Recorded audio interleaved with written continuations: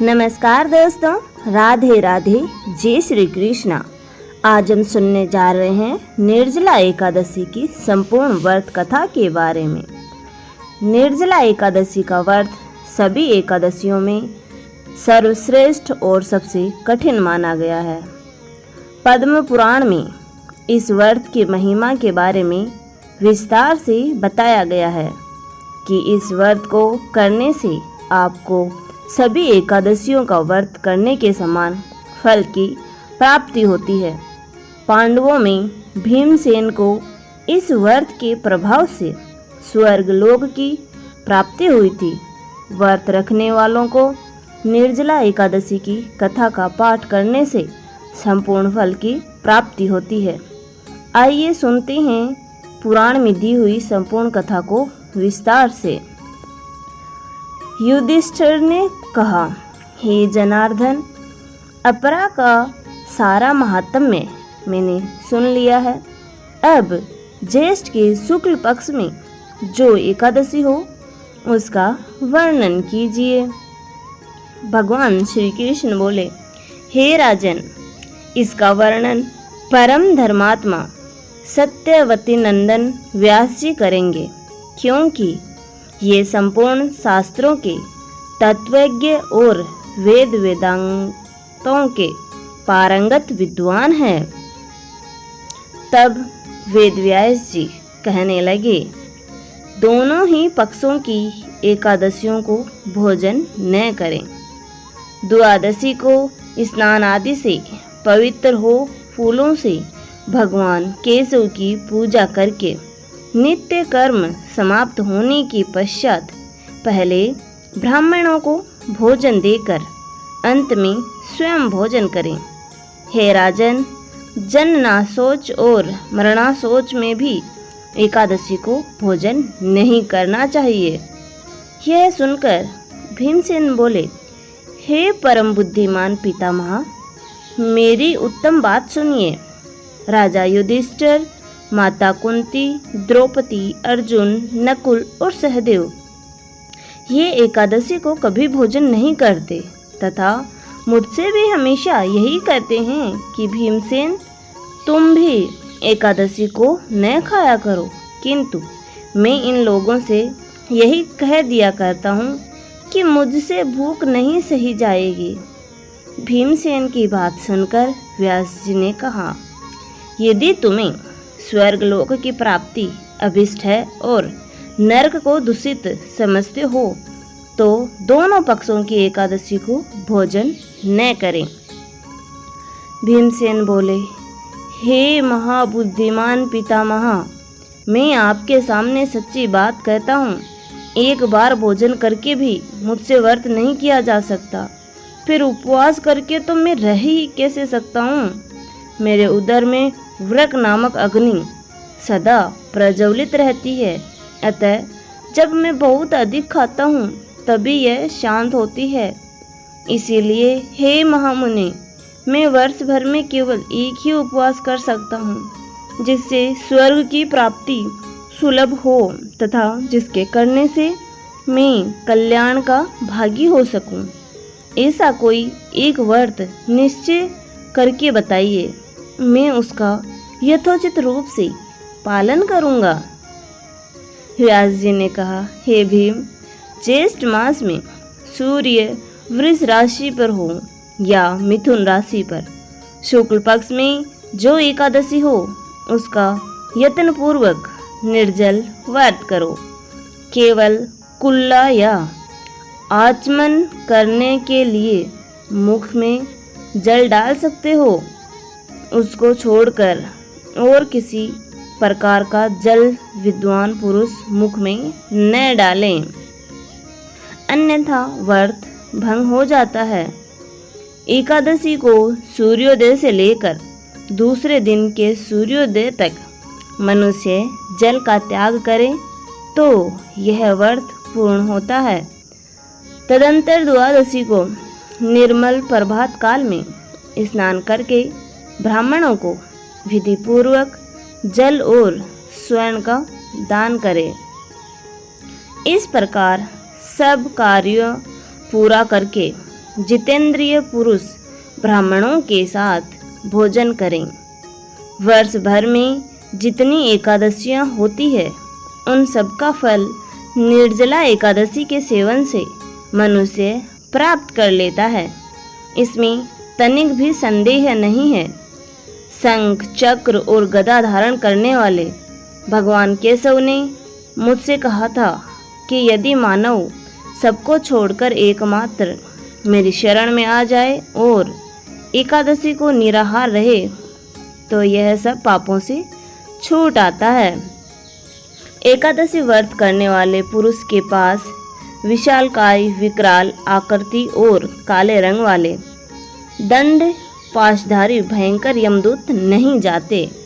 अंतकाल में पीतांबरी सौम्य स्वभाव वाले, हाथ में सुदर्शन धारण करने वाले और मन के समान वेगशाली विष्णुदूत आकर इस वैष्णव पुरुष को भगवान विष्णु के धाम में ले जाते हैं। अतः निर्जला एकादशी को पूर्ण यत्न करके उपवास करना चाहिए। तुम भी सब पापों की शांति के लिए यत्न के साथ उपवास और श्री हरि का पूजन करो। स्त्री हो या पुरुष, यदि उसने मेरु पर्वत के बराबर भी महान पाप किया हो तो वह सब एकादशी के प्रभाव से भस्म हो जाता है। जो मनुष्य उस दिन जल के नियम का पालन करता है वह पुण्य का भागी होता है। उसे एक एक पहर में कोटि कोटि स्वर्ण मुद्रा दान करने वाले का फल प्राप्त होता है, ऐसा सुना गया है। मनुष्य निर्जला एकादशी के दिन स्नान, दान, जप, होम आदि जो कुछ भी करता है वह सब अक्षय फल होता है। यह भगवान श्री कृष्ण का कथन है। निर्जला एकादशी को विधि पूर्वक उत्तम रीति से उपवास करके मानव वैष्णव पद को प्राप्त कर लेता है। जो मनुष्य एकादशी के दिन अन्न खाता है, यह पाप भोजन करता है, इस लोक में वह चांडाल के समान है और मरने पर भी दुर्गति को ही प्राप्त होता है।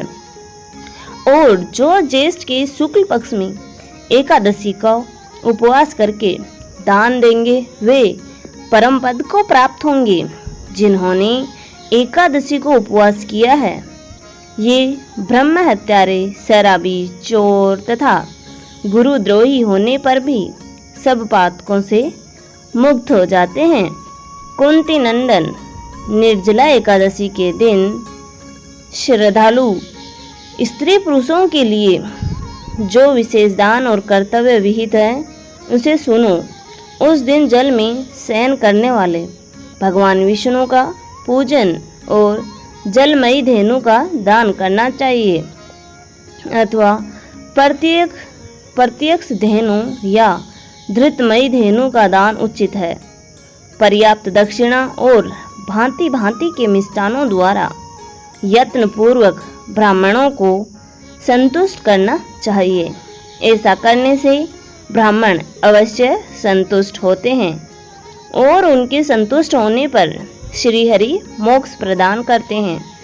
जिन्होंने शम, दम और दान में प्रवृत्त हो श्री हरि की पूजा और रात्रि में जागरण करते हुए इस निर्जला एकादशी का व्रत किया है, उन्होंने अपने साथ ही बीती हुई 100 पीढ़ियों को और आने वाली 100 पीढ़ियों के भगवान वासुदेव की परमधाम में पहुंचा दिया है।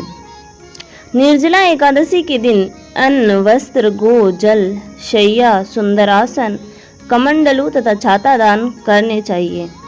जो श्रेष्ठ एवं सुपात्र ब्राह्मणों को जूता दान करता है वह सोने के विमान पर बैठकर स्वर्गलोक में प्रतिष्ठित होता है। जो इस एकादशी की महिमा को भक्ति पूर्वक सुनता तथा पढ़ता है, जो भक्ति पूर्वक उसका वर्णन करता है, वे दोनों ही स्वर्गलोक में जाते हैं। चतुर्दशी युक्त अमावस्या को सूर्य ग्रहण के समय श्राद्ध करके मनुष्य जिस फल को प्राप्त करता है वही इसके श्रवण से भी प्राप्त होता है। पहले दंत धावन करके यह नियम लेना चाहिए कि मैं भगवान केशव की प्रसन्नता के लिए एकादशी को निराहार रहकर आचमन के सिवा दूसरे जल का भी त्याग करूँगा।